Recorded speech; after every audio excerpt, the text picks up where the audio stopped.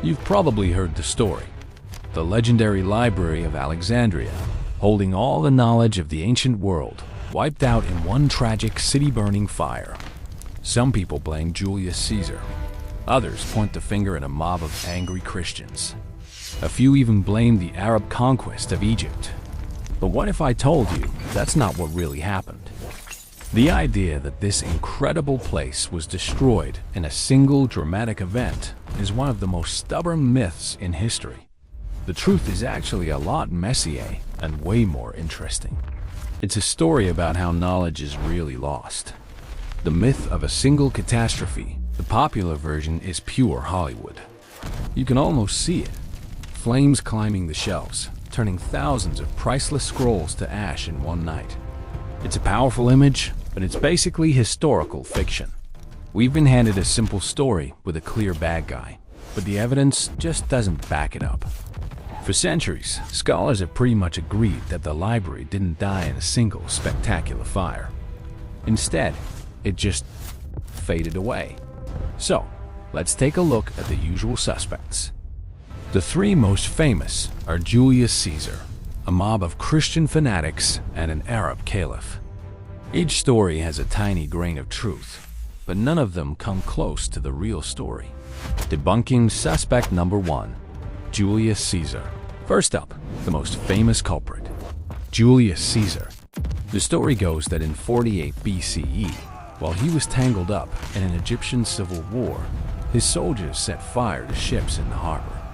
The fire spread and poof, goodbye, great library. Ancient writers like Plutarch do mention a fire that destroyed a huge number of books. But here's the catch. Many modern historians believe that fire was probably limited to warehouses down by the docks. Those buildings held scrolls, sure, but they were likely scrolls waiting to be exported or cataloged, not the main collection. The geographer Strabo wrote about visiting the Mausian, the research center connected to the library, decades after Caesar's fire, and it was still a place of active scholarship. So, while Caesar's fire definitely happened, it wasn't the knockout punch. Debunking suspect number 2, the Christian mob. Let's fast forward a few centuries to 391 CE. The Roman Emperor Theodosius I, a devout Christian, issued decrees to stamp out paganism. In Alexandria, the fiery Bishop Theophilus led a mob that stormed and demolished the Serapeum, a magnificent temple to the god Serapis. This was a huge cultural loss. The Serapeum was home to a daughter library, a smaller collection that was still impressive, likely holding tens of thousands of scrolls. Its destruction was violent and a big deal. But it wasn't the end of the great library itself. By this point, more than 400 years after Caesar, the main library was probably a shadow of its former self, if it even still existed as a single grand institution.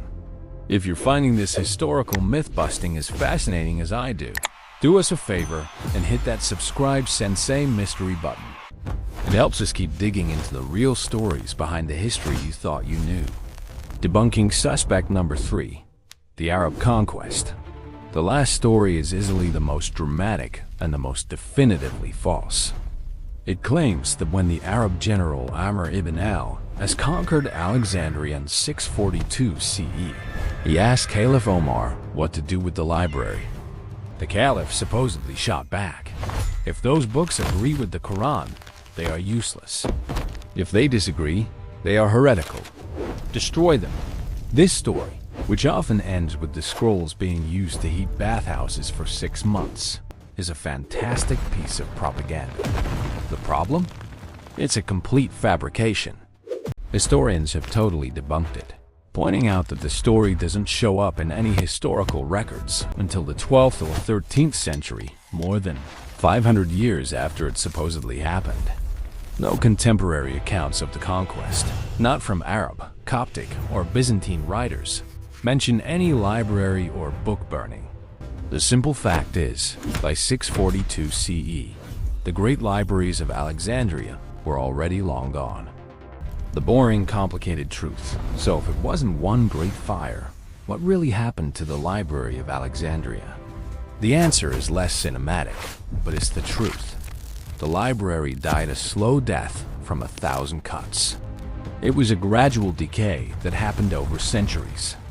The decline started as far back as 145 BCE, when the ruler Ptolemy VIII purged the city of its foreign intellectuals. Later, under the Romans, funding for the library dried up.